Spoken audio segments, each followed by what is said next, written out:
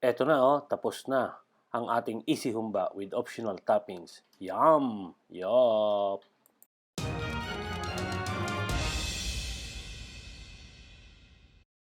Hey Teban! Yeoooph!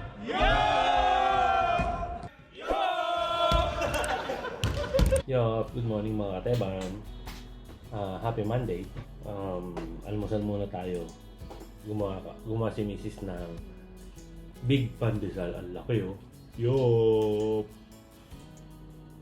May star margarine Yeoooph! At kape. Tuturo ko sa inyo yung pagluto ng humba na may 3 major ingredients lang. Yup. Sabihin nyo, baka hindi ba? Pero pag natikman nyo, sarap! So, yun lang ang namin yan, plan. Magluto ng humba.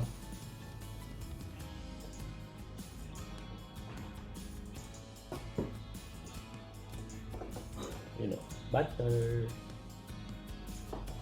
Hindi pala butter yan, margarine.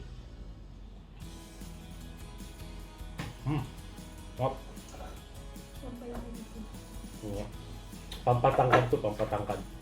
Sayang hindi agad kumain si Mrs. nito nung bata-bata pa. Hayop. Hayop daw. Hindi na tuloy pwede ngayon, hindi na uubra.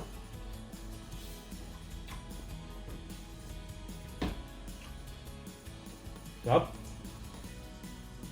Sausaw na sa kape.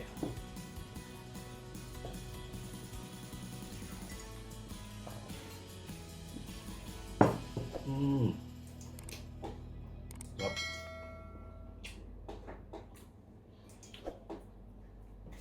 Ayun. May tumatawag.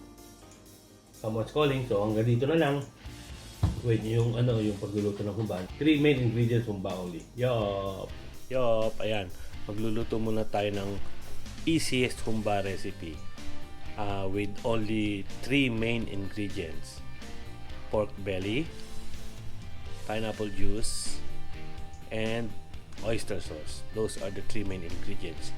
Siyempre, sa cooking, given na ang onion, garlic for saute, and pepper to taste. No salt, no sugar, because oyster sauce is already a little salty, and then the pineapple juice is a little sweet. Yeoooph! Yeoooph! O yan, luto na tayo. And look how easy it is to make this humba recipe.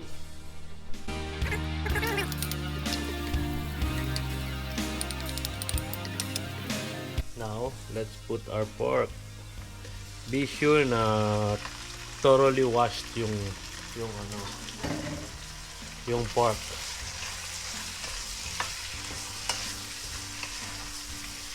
And let's just brown the pork.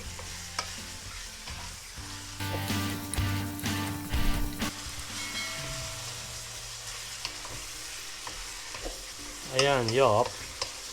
Now that our pork is brown, let's add this is around 1.2 kilos of pork belly. So let's put 1 cup of oyster sauce. 1 cup of oyster sauce. Put 1 cup of pineapple juice. Kung gaano karami yung oyster sauce nyo, ganun karami rin yung pineapple juice nyo. And then 2 cups of water.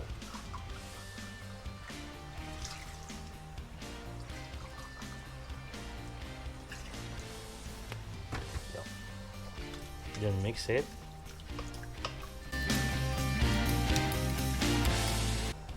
And then all we have to do is to wait for our pork to be tender. Yeoooph, ayan, check lang natin once in a while. Kasi baka nagtitiken na yung sauce. Pwede nating i-add ng water.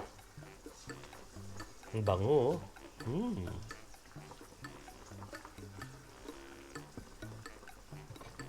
We can add our pepper now. Or later if you want. Pero ako, I always put my pepper early.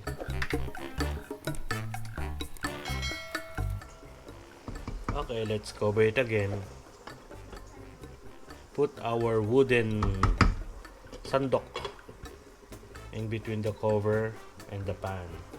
Be sure it's in medium heat. Ang style nitong sandok is para hindi umapaw yung sabaw. Para hindi umapaw yung liquid. Yeoooph! Yeoooph!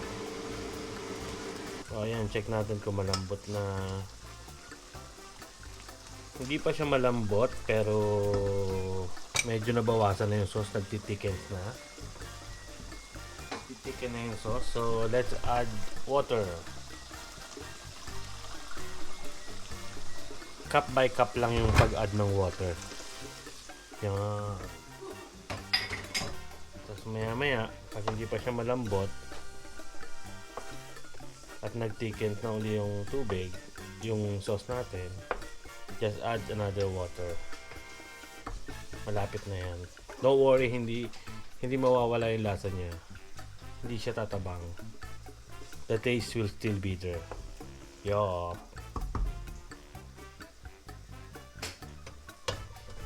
One hour later. Yeoooph! Ayan, check na uli natin.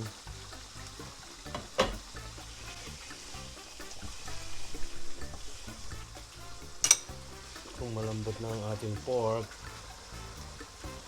Uy, pwede na. And let's taste it.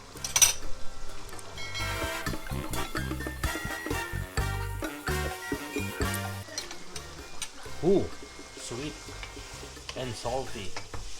Nice. See? Thickens na yung sauce natin, no? Nag-thicken siya.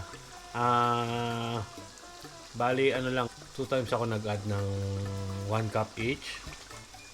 Every 20 minutes. So, this is around 1 hour kasi nasa low to medium heat lang yung ano natin, apoy. So, that's it.